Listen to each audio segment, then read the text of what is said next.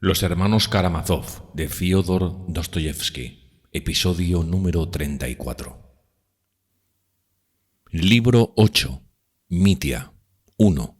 Kuzma Samsonov. Dmitri Fyodorovich, al que Gruchenka había enviado su último adiós cuando partió para una nueva vida, con el deseo de que se acordara siempre de una hora de amor, estaba en aquellos momentos luchando con graves dificultades. Como él mismo dijo más tarde, pasó 2 días bajo la amenaza de una congestión cerebral. Aliocha no había conseguido verle el día anterior y Dmitri no había acudido a la cita que tenía con Iván en la taberna. Cumpliendo sus instrucciones, los dueños del piso donde se hospedaba guardaron silencio. Durante los 2 días que precedieron a la catástrofe, su estado fue francamente crítico. Según sus propias palabras, luchó con su destino por su salvación. Incluso estuvo ausente de la ciudad varias horas para resolver un asunto inaplazable, a pesar de su temor a dejar a Gruchenka sin vigilancia.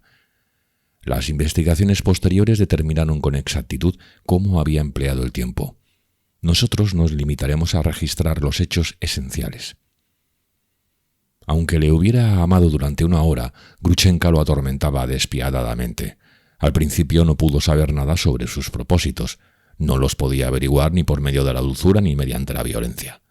Si hubiera utilizado uno de esos 2 procedimientos, ella se habría enojado y apartado de él inmediatamente. Mitya sospechaba que Gruchenka se debatía en la incertidumbre, sin conseguir tomar una resolución. Suponía, no sin razón, que ella lo detestaba a veces, y no solo a él, sino también a su amor apasionado. Tal vez era así, pero Mitya no podía comprender exactamente de dónde procedía la ansiedad de Gruchenka. En realidad, todas sus inquietudes quedaban dentro de esta alternativa, él o Fyodor Pavlovich. Al llegar a este punto, es conveniente anotar un hecho indudable. Dmitri estaba seguro de que su padre ofrecería el matrimonio a Gruchenka, si no se lo había ofrecido ya, y ni por pienso creía que el viejo libertino confiaría en arreglarlo todo con solo 3.000 rublos. Conocía el carácter de Gruchenka, por eso consideraba que su inquietud procedía de que no sabía por qué lado inclinarse, al ignorar en cuál de los 2 hallaría más ventajas. En el próximo regreso del oficial, del hombre que había desempeñado un papel tan implacable en la vida de Gruchenka, regreso que la joven esperaba con una mezcla de alegría y temor, Mitya, cosa extraña, no pensaba lo más mínimo. Verdad es que Gruchenka había guardado silencio sobre este punto los últimos días. Sin embargo, Mitya estaba enterado de que, hacía 1 mes, su pretendida había recibido una carta de su seductor e incluso había leído parte de ella. Gruchenka se la había enseñado en un momento de indignación y quedó sorprendida al ver que él no le daba importancia. No es fácil comprender el motivo de esta indiferencia. ¿Acaso era simplemente que, abrumado por la rivalidad con su padre, no podía imaginarse que hubiese nada peor en aquellos momentos? No acababa de creer en un novio salido de no se sabía dónde, después de 5 años de ausencia, ni en su próxima llegada, anunciada en términos muy vagos. La carta era confusa, enfática, sentimental, y Gruchenka le había ocultado las últimas líneas que hablaban más claramente del regreso. Además, Mitya recordó después la actitud desdeñosa con que Gruchenka había recibido este comunicado de Siberia. La joven no había explicado nada más acerca de este nuevo rival. No es, pues, extraño que Mitya acabara por olvidarlo.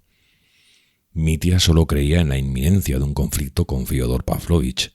En el colmo de la ansiedad, esperaba a cada momento la resolución de Gruchenka y opinaba que surgiría pronto, como una inspiración. Si Gruchenka se presentaba a él y le decía «Aquí me tienes, soy tuya para siempre», todo habría terminado. Se la llevaría lo más lejos posible, si no al fin del mundo, sí al fin de Rusia. Se casarían y vivirían donde nadie les conociera, ignorados de todos. Entonces él empezaría una nueva vida, virtuosa, de regeneración, sueño que acariciaba ávidamente. El cenagal en que se había hundido voluntariamente le producía verdadero horror y, como tantos otros de los que están en su caso, deseaba sobre todo cambiar de ambiente. Alejarse de la gente que lo rodeaba, de la atmósfera en que vivía, perder de vista que el lugar maldito sería una renovación completa, una existencia transformada. He aquí los pensamientos que le absorbían. El caso tenía otra solución posible, otro desenlace, espantoso para él. Si ella le decía de pronto «Vete», He escogido a Fyodor Pavlovich, me casaré con él, no te necesito. Entonces... Mitya ignoraba lo que entonces podría suceder, y lo ignoró hasta el último momento. Hay que reconocerlo, hay que hacerle justicia. No tenía ningún propósito definido, el crimen no fue premeditado. Se conformaba con acechar, con espiar. Se atormentaba, pero preveía un feliz desenlace. Todas las demás ideas las rechazaba. Entonces empezó una nueva tortura. Entonces surgió una nueva circunstancia, secundaria, pero fatídica, insoluble. En caso de que Gruchenka le dijese «Soy para ti, llévame contigo», ¿cómo se las compondría para llevársela? Las rentas que obtenía de las entregas que regularmente le hacía su padre se habían agotado. Cierto que Gruchenka tenía dinero, pero sobre este particular Mitya era de un amor propio inflexible. Quería llevársela y empezar una nueva vida con sus propios recursos, no con los de su amada. La simple idea de recurrir al capital de Gruchenka le producía un profundo malestar. No me extenderé sobre este hecho, no lo analizaré, me limito a anotarlo para que se sepa cuál era su estado de ánimo en aquellos momentos. Este estado de ánimo podía proceder del secreto remordimiento que experimentaba por haberse apropiado del dinero de Catalina Ivanovna. «Para Catalina soy un miserable», se decía, «también lo seré para Gruchenka». Así lo confesó más tarde. «Si Gruchenka se entera», añadía para su fuero interno, «no querrá saber nada de un individuo como yo, por lo tanto he de obtener ese dinero. Pero ¿de dónde lo sacaré? Si no lo consigo, me hundiré en el fracaso. ¡Qué vergüenza!». Tal vez sabía dónde podía encontrar el dinero. Por ahora no diré nada más sobre este punto. Todo se aclarará cuando llegue el momento. Lo que sí quiero explicar, aunque sea en un breve resumen, es en qué consistía para él la peor dificultad. Para procurarse los recursos que necesitaba, para tener derecho a apropiárselos, lo primero que tenía que hacer era devolver a Catalina Ivanovna sus 3.000 rublos. «De lo contrario seré un estafador, un bribón, y no quiero empezar así mi nueva vida». Y decidió alterar todos sus planes si era necesario, con tal de poder restituir a Catalina Ivanovna la cantidad que le debía. Tomó esta decisión en las últimas horas de su vida, después de la conversación que había tenido con su hermano Aliocha en la calle. Cuando éste le explicó los insultos que Gruchenka había dirigido a su prometida, Dmitri reconoció que era un miserable y rogó a Aliocha que se lo dijera así a Catalina, si consideraba que esto la podía consolar. Aquella misma noche se dijo, en su delirio, que sería preferible matar y desvalijar a cualquiera que no dejar de pagar a Katia lo que le debía. «Prefiero ser un asesino y un ladrón para todo el mundo. Prefiero ir a Siberia, a que Katia pueda decir que le he robado para huir con Gruchenka y empezar una nueva vida». Así razonaba Mitya rechinando los dientes. Estaba a punto de sufrir una congestión cerebral, pero no abandonaba la lucha. En esta tenacidad había algo curioso. Lo lógico era que, habiendo tomado semejante resolución, se sintiera desesperado. Pues ¿de dónde podía sacar aquella suma un pobre diablo como él? Sin embargo, esperó hasta el último momento procurarse aquellos 3.000 rublos. Estaba en la creencia de que caerían en sus manos de un modo o de otro, incluso llovidos del cielo. Así ocurre a los que, como Dmitri, solo saben despilfarrar su patrimonio sin tener la menor idea de cómo se adquiere el dinero. Desde su encuentro con Aliocha sus ideas se emborollaban, como si en su cerebro se hubiera desencadenado una tormenta. Se comprende que empezará por la tentativa más extraña, pues suele ocurrir que en tales casos y a tales hombres parecen realizables las empresas más insólitas. Decidió ir a visitar a Samsonov, el protector de Gruchenka, para proponerle un plan del que formaba parte el préstamo de la suma deseada. Estaba seguro de su proyecto desde el punto de vista comercial. Su única duda era cómo acogería a Samsonov el paso que iba a dar. Mitya solo conocía de vista al comerciante. Jamás había hablado con él. Pero tenía la convicción, desde hacía mucho tiempo, de que aquel viejo libertino, cuya vida se estaba acabando, no se opondría a que Gruchenka rehiciera la suya casándose con un hombre enérgico y que incluso desearía que esto sucediera. Es más, confiaba en que facilitaría las cosas si se presentaba la oportunidad de hacerlo. Ciertos rumores llegados a sus oídos y que coincidían con algunas insinuaciones de Gruchenka le permitían deducir que Samsonov le prefería a Fyodor Pavlovich para marido de Gruchenka. La mayoría de nuestros lectores considerarán un acto de cinismo que Dmitri Fyodorovich esperase semejante ayuda y se aviniera a recibir una esposa de manos de su amante. Respecto a este punto, solo diré que el pasado de Grushenka era para Mitya algo olvidado. Pensaba en él con un sentimiento de piedad y, en el ardor de su pasión, juzgaba que tan pronto como Grushenka le dijese que lo amaba y que iba a casarse con él, los dos quedarían regenerados. Entonces se perdonarían mutuamente sus faltas y empezarían una nueva existencia. En cuanto a Samsonov, Mitya veía en él un ser fatídico en la vida de Grushenka, a la que jamás había amado, un ser que ya había pasado y al que no se debía tener en cuenta para nada. Aquel viejo débil, cuyas relaciones con Grushenka eran puramente paternales, por decirlo así, desde hacía ya casi un año, no podía hacer la menor sombra a Mitya. Fuera como fuese, Dmitri demostraba una gran ingenuidad, pues, a pesar de sus muchos vicios, era un hombre ingenuo. Llevado de esta candidez, creía que Samsonov, al ver que su fin estaba próximo, experimentaba un sincero arrepentimiento por su conducta con Grushenka, que no tenía en el mundo amigo ni protector más devoto que él, hombre decrépito e inofensivo. Al día siguiente de su conversación con Alyosha, Mitya, que apenas había dormido, se presentó a las 10 de la mañana en casa de Samsonov y se hizo anunciar. La casa era vieja, hostil, espaciosa. Tenía varias dependencias y un pabellón. En la planta baja habitaban los dos hijos casados de Samsonov, su hija y su hermana, mujer de avanzada edad. En el pabellón vivían dos empleados de escritorio, uno de ellos con una familia numerosa. Toda esta gente estaba a falta de espacio. En cambio, el viejo vivía solo en el primer piso. No quería que habitara en él ni siquiera su hija, a pesar de que le cuidaba y tenía que subir la escalera luchando con su incurable asma cada vez que él la necesitaba. El primer piso se componía de grandes y ostentosas habitaciones, amuebladas según la vieja usanza de los comerciantes, con interminables hileras de pesados sillones y sillas de caoba a lo largo de los muros, lámparas de cristal enfundadas y grandes espejos. Estas habitaciones estaban desocupadas, pues el viejo se pasaba el día en su reducido dormitorio, que estaba a un extremo del piso. Allí le servían una vieja doméstica, siempre cubierta con una cofia, y un muchacho que utilizaba como banco un arcón que había en el vestíbulo. Como sus hinchadas piernas casi no le permitían andar, el viejo se levantaba muy pocas veces de su sillón para dar una vuelta por el cuarto, sostenido por la vieja sirvienta. Incluso con ella se mostraba Samsonov severo y poco comunicativo. Cuando le anunciaron al capitán, Samsonov se negó a recibirlo. Mitya insistió, y entonces el viejo preguntó qué aspecto tenía el visitante, si había bebido y si era uno de esos tipos alborotadores. «No, señor», repuso el muchacho, «es solo que no quiere marcharse». Tras una nueva negativa, Mitya, que lo tenía todo previsto, escribió con lápiz en un papel «para un asunto urgente relacionado con Agrafena Alejandrovna» y envió la nota al viejo. Este, después de reflexionar un momento, ordenó que hicieran pasar al visitante al salón y que dijeran a su hijo menor que subiera inmediatamente. Enseguida llegó este joven alto y hercúleo, vestido y rasurado a la europea. El viejo Samsonov era hombre de caftán y barba.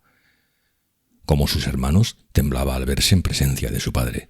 Este lo había llamado no porque temiera al capitán, pues no conocía el miedo, sino para que la conversación tuviera un testigo, por lo que pudiera ocurrir. Acompañado de su hijo, que le rodeaba los hombros con un brazo, y del joven sirviente, Samsonov llegó al salón poco menos que a rastras. Es de suponer que sentía gran curiosidad. La pieza donde esperaba a Mitya era inmensa y lúgubre. Había en ella una galería. Sus paredes eran de mármol de imitación y tenía 3 enormes espejos enfundados. Mitya, sentado cerca de la puerta principal, esperaba con impaciencia, preguntándose cuál sería su suerte. Cuando el viejo apareció por el extremo opuesto del salón, a unos 20 metros de distancia, Dmitri se levantó inmediatamente y fue a su encuentro, a largos pasos marciales. Mitya iba correctamente vestido. Llevaba abrochada la levita, el sombrero en la mano, las manos enfundadas por unos guantes negros, como 2 días atrás, cuando se presentó en el monasterio para entrevistarse con su padre y sus hermanos en presencia del starets. El viejo le esperaba de pie, con un gesto lleno de gravedad, y Mitya notó que lo observaba atentamente. Su rostro hinchado, esta hinchazón había aumentado últimamente, y su labio inferior colgante impresionaron a Dmitri. Saludó en silencio y gravemente al visitante, le indicó una silla y, apoyado en el brazo de su hijo, fue a sentarse, entre gemidos, en un sofá, exactamente frente a Mitya. Este, Al advertir sus dolorosos esfuerzos, sintió remordimiento y también cierta turbación en su insignificancia frente al importante personaje cuya tranquilidad había turbado. Una vez se hubo sentado, el viejo preguntó con acento frío pero cortés.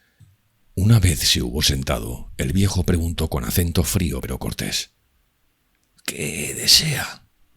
Mitia se estremeció, se levantó y volvió a sentarse enseguida. Empezó a hablar en voz muy alta, con vivos ademanes, palabra rápida y tono exaltado. Se vela que estaba desesperado y buscaba una salida, y también que deseaba terminar cuanto antes si fracasaba. Samsonov debió de advertir todo esto inmediatamente, aunque su semblante impasible no lo dejó entrever. «Usted, respetable señor, ha oído hablar más de una vez de mis querellas con mi padre, Fyodor Pavlovich Karamazov, relacionadas con la herencia de mi madre. Esto justifica todas las habladurías. A la gente le gusta intervenir en los asuntos que no le incumben. También es posible que le haya informado a usted Gruchenka. Agrafena Alejandrovna, la honorable y respetable Agrafena Alejandrovna». Así empezó Mitia, que se embrolló desde sus primeras palabras. Pero no repetiremos exactamente lo que dijo, nos limitaremos a resumirlo. El caso es que 3 meses atrás, Mitia había conferenciado en la capital del distrito con un abogado famoso, Pavel Pavlovich Korneoplodov, del que usted debe de haber oído hablar, frente despejada, talento comparable al de un hombre de Estado. Le conoce a usted, tuvo para usted grandes alabanzas. Otra vez se desvió del tema principal, pero no se detuvo por tan poca cosa, sino que siguió con ardor por el nuevo camino. Después de oír las explicaciones de Dmitri y de examinar los documentos, Mitia volvió, sin advertirlo, al tema que había dejado. El abogado opinó que se podía entablar un proceso acerca de la aldea de Chermachania, heredada por Dmitri de su madre, con objeto de bajar los humos al viejo energúmeno, ya que no todos los caminos están cerrados y la justicia siempre encuentra alguna salida. En resumen, que se podía sacar a Fyodor Pavlovich un suplemento de 6.000 a 7.000 rublos. Pues Chermachania vale lo menos 25.000. ¿Qué digo? 25.000, 28 o 30.000, señor Samsonov, y ese verdugo me ha dado menos de 17.000. Dejé este asunto por parecerme demasiado complicado y al llegar aquí vi que se me había dirigido una reconvención. Al llegar a este punto, Mitia volvió a armarse un lío y pasó a otra cosa. En fin, respetable señor Samsonov, que estoy dispuesto a cederle todos mis derechos sobre ese monstruo solo por 3.000 rublos. ¿Acepta? Piense que no arriesga usted nada, nada absolutamente, se lo juro por mi honor. Usted percibirá 6.000 o 7.000 rublos por los 3.000 desembolsados. Lo que más me interesa es terminar este asunto hoy mismo. Iremos a la notaría o... En fin, estoy dispuesto a todo. Le puedo entregar cuantos documentos desee. Firmaré todo lo que usted quiera. Esta misma mañana formalizamos el convenio y usted me entrega los 3.000 rublos. Bien puede hacerlo, ya que es uno de los hombres más acaudalados de la localidad. Así me salvará y, a la vez, me permitirá realizar un acto sublime, pues abrigo los más nobles sentimientos acerca de una persona que usted conoce perfectamente y a la que usted rodea de una solicitud paternal. De lo contrario, no habría venido. Podemos decir que se han encontrado 3 frentes, pues el destino es algo terrible, señor Samsonov, pero como usted está fuera de combate desde hace tiempo, quedamos solo 2 frentes. ¿Acaso no me expreso bien? Pero tenga en cuenta que no soy literato. Los 2 frentes son el mío y el de ese monstruo. Por lo tanto, escoja usted, el monstruo o yo. Todo está ahora en sus manos. 3 destinos, 2 frentes. Perdóneme, me ha armado un lío, pero usted me entiende. Leo en sus ojos que me ha comprendido. De lo contrario, ahora mismo me marcharía. Esto es todo. Con estas palabras, Mitia cortó en seco su extravagante discurso. Se levantó y esperó una respuesta a su absurda proposición. Al pronunciar su última frase tuvo la sensación de que había fracasado y, sobre todo, de que su exposición había sido un verdadero galimatías. Es extraño. Vine aquí completamente seguro de mí mismo y no he dado pie con bola.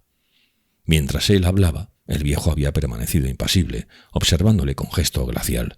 Transcurrido un minuto, Samsonov dijo con una firmeza descorazonadora: «Perdone, los negocios de ese género no nos interesan». Mitia sintió como si las piernas se le escaparan de debajo del cuerpo. «¿Qué será de mí, señor Samsonov?», murmuró con una amarga sonrisa. «Estoy perdido». «Perdone, pero...». Mitya, que permanecía de pie e inmóvil, observó un cambio en el rostro del viejo y se estremeció. «Verá usted, señor», dijo el anciano, «esos negocios son peligrosos. Veo un proceso, abogado, el diablo y su corte, pero hay una persona a la que se puede dirigir». «Dios mío», balbuceó Mitya, «¿quién es esa persona? ¿Me devuelve usted la vida?» «Esa persona no está aquí en este momento. Es un campesino, un traficante de madera llamado Liagavi. Lleva ya 1 año tratando de llegar a un acuerdo con Fyodor Pavlovich para la compra del bosque de Chermachania. No se han entendido. Seguramente habrá oído usted hablar de esos tratos. Precisamente ahora está Liagavi allí. Se hospeda en casa del padre Irinsky, en la aldea de este nombre, a 12 verstas de la estación de Volovia. Me ha escrito hablándome de este asunto y pidiéndome consejo. Fyodor Pavlovich quiere ir a verlo. Si usted va antes y hace a Liagavi la proposición que me ha hecho a mí, tal vez... «Una idea genial», exclamó Mitya entusiasmado. «Es precisamente lo que necesita ese hombre. Quiere comprar. Considera que el precio es excesivo y con el documento que yo firme puede considerarse propietario del bosque. Esto es magnífico». Y... Mitya lanzó una carcajada seca, inesperada, que sorprendió a Samsonov. «No sé cómo agradecérselo, Kuzma Kuzmich». «No tiene usted que agradecerme nada», repuso Samsonov con una inclinación de cabeza. «Pero si me ha salvado usted, la providencia me ha traído aquí, iré a visitar a ese pope». «Le repito que no tiene usted por qué darme las gracias». «Iré a ver a Liagavi sin pérdida de tiempo. No quiero molestarle más. Nunca olvidaré el servicio que me ha hecho. Palabra de ruso que no lo olvidaré». Intentó apoderarse de la mano del viejo para estrecharla, pero Samsonov le miró de tal modo que Mitya retiró la mano, aunque enseguida se reprochó a sí mismo su desconfianza, diciéndose: «Debe de estar fatigado». «Lo hago por ella, señor Samsonov, solo por ella», dijo con énfasis. Luego se inclinó. Dio media vuelta y se dirigió a la puerta a grandes zancadas. Temblaba de entusiasmo. Pensaba: «Todo parecía perdido, pero mi ángel guardián me ha salvado. Cuando un hombre de negocios como Samsonov, que noble es, que empaque tiene, me ha indicado este camino, no cabe duda de que tengo el éxito asegurado. Hay que obrar con rapidez. Volveré esta misma noche con la partida ganada». ¿Se habrá burlado de mí ese viejo? Así monologaba Mitya al volver a su casa. No veía más que estas 2 posibilidades. O había recibido un buen consejo de un hombre experimentado que conocía a Liagavi, qué nombre tan chusco, o el anciano se había burlado de él. Por desgracia, la última hipótesis era la verdadera. Mucho tiempo después de haberse producido el drama, Samsonov confesó entre risas que se había mofado del capitán. Era un hombre burlón y de malos instintos, propenso a las aversiones morbosas. No sé lo que le indujo a obrar así, si el hecho de que Mitya hubiera creído, como se deducía de su entusiasmo, que él había tomado en serio un plan tan absurdo, o los celos que sintió al pedirle a aquel loco 3000 rublos para llevarse a Grushenka. Pero lo cierto es que cuando Mitya permanecía ante él con las piernas temblorosas y diciendo estúpidamente que estaba perdido, él lo miró con un gesto de maldad y decidió hacerle una mala jugada. Cuando Mitya se hubo marchado, Samsonov, pálido de cólera, se encaró con su hijo y le ordenó que tomase las medidas necesarias para que aquel bribón no volviera a poner los pies en la casa. De lo contrario...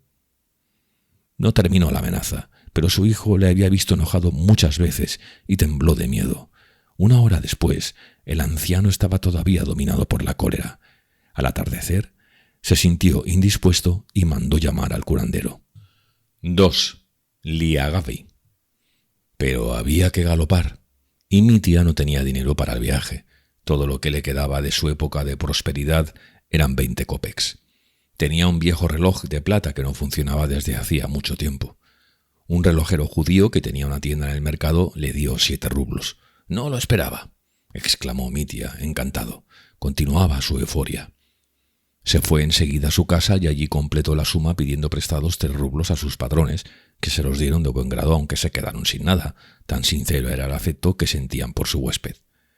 En su exaltación, Mitya les dijo que su suerte iba a decidirse y les explicó, en 4 palabras, claro es, casi todo el plan que acababa de exponer a Samsonov, el consejo que éste le había dado, sus futuras esperanzas, etc. Sus patrones ya habían recibido de él muchas confidencias, lo consideraban como de la familia y como un noble nada orgulloso. Mitya envió por caballos de posta para trasladarse a la estación de Volovia. De este modo se pudo comprobar, y se recordó más tarde, que 24 horas antes de que se produjera cierto acontecimiento, Mitya no tenía dinero y que, para procurárselo, había tenido que vender su reloj y pedir prestados 3 rublos a sus patrones, todo ello ante testigos. Pronto se comprenderá por qué anotó estos hechos. Mientras el coche le conducía a Volovia, Mitya se sintió feliz ante la idea de que al fin iba a resolver sus embrollados asuntos, pero también temblaba de inquietud, preguntándose qué haría Grushenka durante su ausencia. ¿Decidiría ir a reunirse con Fyodor Pavlovich?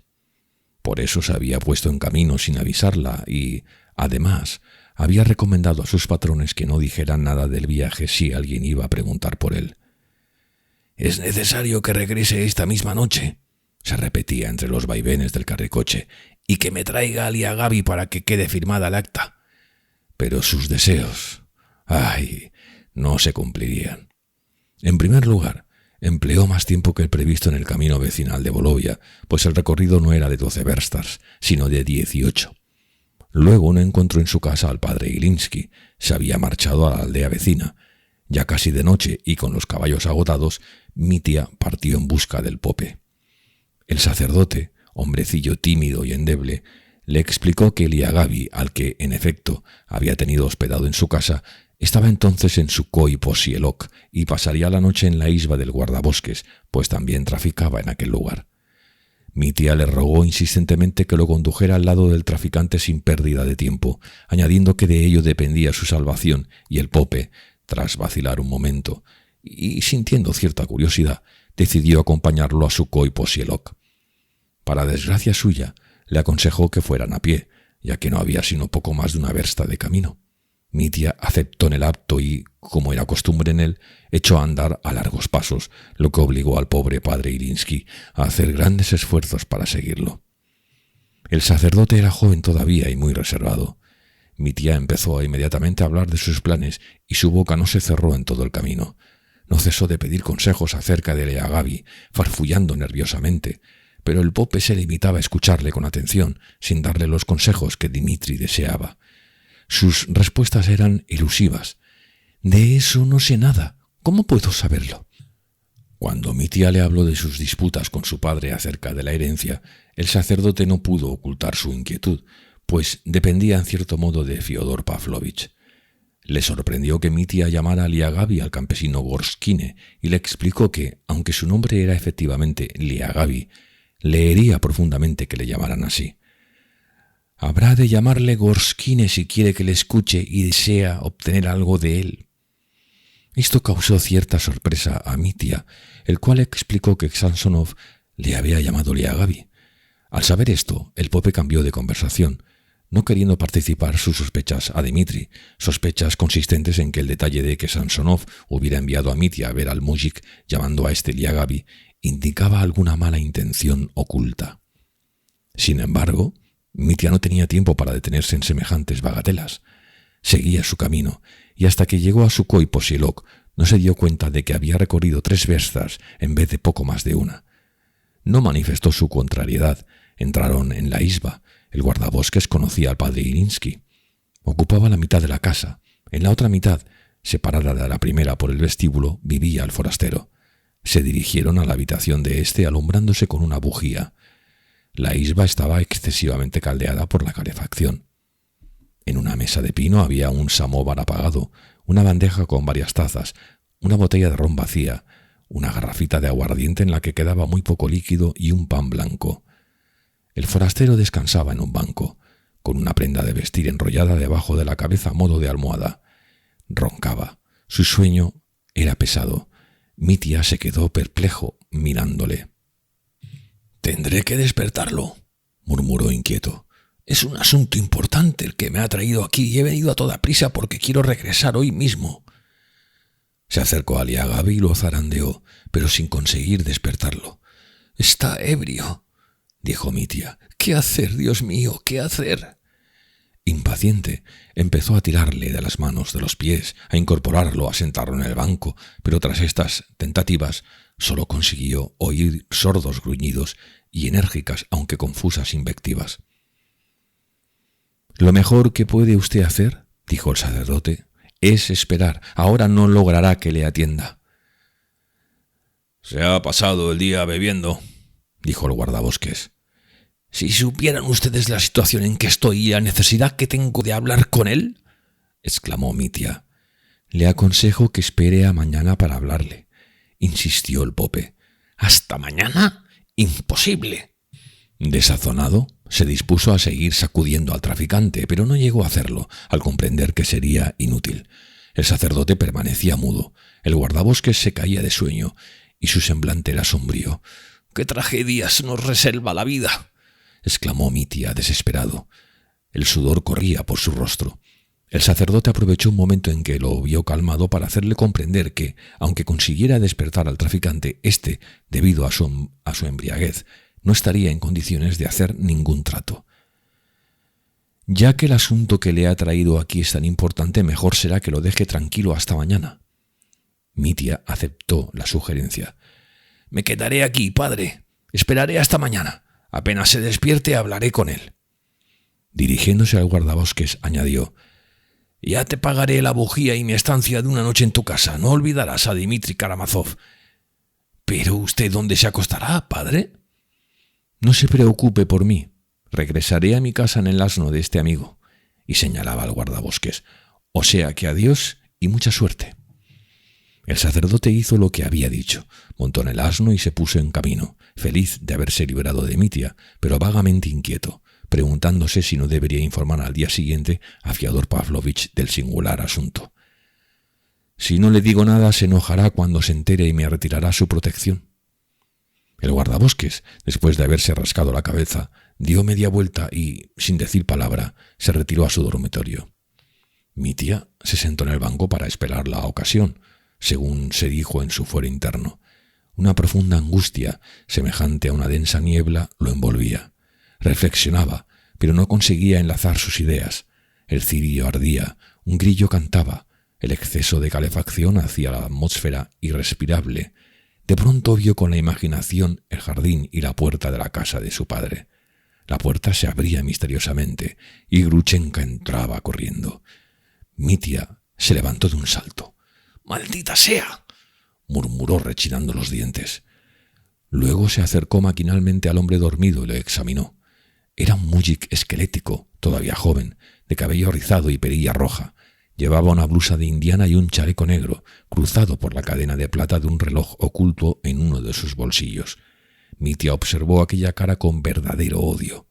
Lo que más le exasperaba eran los rizos, sabe Dios por qué. Le humillaba permanecer ante aquel hombre, con su negocio urgente al que todo lo había sacrificado, mientras él, aquel holgazán, del que dependía su suerte, roncaba como si nada sucediera, como si acabara de llegar de otro mundo.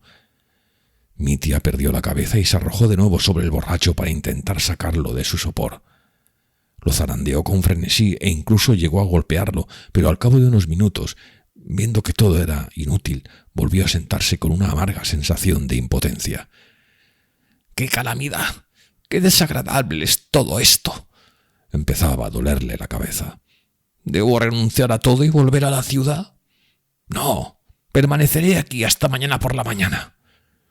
¿Por qué habré venido? No sé cómo me las arreglaré para regresar. ¡Qué absurdo es todo esto!». Su dolor de cabeza aumentaba. Mitya permanecía inmóvil. El sueño se iba apoderando de él insensiblemente. Al fin se durmió sentado. 2 horas después le despertó un dolor de cabeza intolerable. Las sienes le latían con violencia. Tardó mucho en volver a la realidad y darse cuenta de lo que ocurría. Al fin comprendió que su mal consistía en un principio de asfixia debido a las emanaciones de la estufa y que había estado a punto de morir. El mújik seguía roncando. Del cirio quedaba ya muy poco. Mitya profirió un grito y, tambaleándose, corrió hacia el dormitorio del guardabosques. Este se despertó enseguida y, al enterarse de lo sucedido, se dispuso a cumplir con su deber, pero con una calma que sorprendió y molestó a Mitya. —¡Está muerto! —exclamó. —¡Está muerto! ¡Qué complicación! Abrieron las ventanas y desembozaron el tubo de la estufa. Mitya fue por un cubo de agua y se remojó la cabeza. Seguidamente empapó un trapo y lo aplicó a la frente de Liangabí. El guardabosques seguía mostrando una indiferencia desdeñosa. Después de abrir la ventana, dijo con acento huraño: «Todo arreglado», y volvió a su dormitorio, dejando a Mitya una linterna encendida. Durante media hora, Dimitri estuvo al cuidado del alcohólico. Le renovaba las compresas y estaba dispuesto a velarlo durante toda la noche. Al fin, agotadas sus fuerzas, hubo de sentarse a descansar. Los ojos se le cerraron. Inconscientemente se echó en el banco y enseguida se sumergió en un profundo sueño. Se despertó muy tarde, alrededor de las 9. El sol entraba por las 2 ventanas de la isba. El mujik de cabello rizado estaba sentado ante un samovar hirviente y ante otra garrafita de cuyo contenido ya había consumido más de la mitad. Mitya se levantó de un salto y advirtió que el traficante se había vuelto a embriagar. Estuvo un instante mirándolo con los ojos muy abiertos. El bebedor le miraba a su vez, con expresión astuta, flemática e incluso, así se lo pareció a Mitya, arrogante. Dimitri se arrojó sobre él. «¡Perdone! Escuche. Ya le habrá dicho al guardabosques que soy el teniente Dimitri Karamazov, hijo del viejo con el que está usted en tratos para talar un bosque». «Todo eso es mentira», repuso inmediatamente el borracho. «¿Mentira? Usted conoce a Fyodor Pavlovich, ¿no?» «Yo no conozco a ningún Fyodor Pavlovich», balbuceó Liangabí. «Usted quiere comprar la tala de un bosque, acuérdese, vuelva en sí. Me ha traído aquí el padre Pavel Ilinsky. Usted ha escrito a Samsonov y él me ha aconsejado que viniera a verle». Mitya jadeaba. «Todo eso es mentira», repitió Liangabí tartamudeando. Mitya sintió que perdía las fuerzas. «Oiga, hablo en serio. Usted está bebido, pero puede hablar, razonar. Si no lo hace, seré yo el que acabará por no comprender nada». «Tú eres tintorero». No, yo soy Karamazov. Dimitri Karamazov. Quiero hacerle una proposición ventajosísima sobre la tala del bosque». El beodo se mesaba la barba con un gesto de hombre importante. «Tú eres un bribón. ¿Quieres engañarme?» «¡Está usted equivocado!», gritó Mitya retorciéndose las manos. El campesino seguía acariciándose la barba. De pronto hizo un guiño y dijo con sorna: «Cítame una ley que permita cometer villanías. Eres un bribón, un redomado granuja». Mitya retrocedió con la tristeza reflejada en el rostro. Tuvo la sensación de que había recibido un golpe en la frente, como él mismo dijo más tarde. De súbito, todo lo vio con claridad. Inmóvil, aturdido, se preguntó cómo un hombre sensato como él había podido creer tantas sinrazones, lanzarse a una aventura tan disparatada, cuidar con tanto afán a Liangabí, ponerle compresas en la frente. «Este patán está borracho y así estará toda la semana. ¿Para qué he de quedarme esperando? ¿Se habrá burlado de mí Samsonov? Y, a lo mejor, ella. Dios mío, ¿qué he hecho?». El palurdo le miraba riéndose interiormente. En otras circunstancias, Mitya, incapaz de contener su furor, habría vapuleado a aquel imbécil, pero en aquellos momentos se sentía débil como un niño. Sin pronunciar palabra, cogió su abrigo del banco, se lo puso y pasó a la habitación inmediata. En ella no había nadie. Dimitri dejó sobre la mesa 50 kopecks por la noche de hospedaje, la bujía y las molestias que había causado. Salió de la isba y se encontró enseguida en pleno bosque. Echó a andar a la aventura, pues ni siquiera se acordaba de si había llegado por el lado derecho o por el izquierdo. Estaba tan preocupado que no había reparado en este detalle. No sentía ningún deseo de venganza, ni siquiera hacia Samsonov. Avanzaba por el estrecho sendero, trastornada la mente y sin prestar atención al camino que seguía. Un niño lo habría podido derribar. Tal era su extenuación. Sin embargo, logró salir del bosque. Los campos segados desnudos, se extendían hasta perderse de vista. «Por todas partes la desesperación, la muerte», se dijo y se repitió mientras caminaba. La suerte quiso que se encontrara en la carretera con un viejo mercader que se dirigía en coche a la estación de Volovia. Le pidió que lo llevara y el comerciante accedió. En Volovia contrató los caballos que necesitaba para trasladarse a la ciudad. Advirtió que estaba hambriento. Mientras enganchaban los caballos le hicieron una tortilla que devoró, además de una salchicha y un gran trozo de pan. Después se bebió 3 vasitos de aguardiente. Una vez repuesto, recobró las energías y la lucidez. Los caballos galopaban. Mi tía no cesaba de apremiar al cochero mientras imaginaba un nuevo plan infalible para procurarse aquel mismo día el maldito dinero. «A quien se diga que el destino de un hombre puede depender de 3.000 miserables rublos», exclamó desdeñosamente, «todo quedará resuelto hoy». Si el recuerdo continuo e inquietante de Grushenka no se hubiera adueñado de él, incluso se habría sentido feliz. Pero ese recuerdo lo apuñalaba cada instante. Al fin llegó a la ciudad y corrió a casa de Grushenka.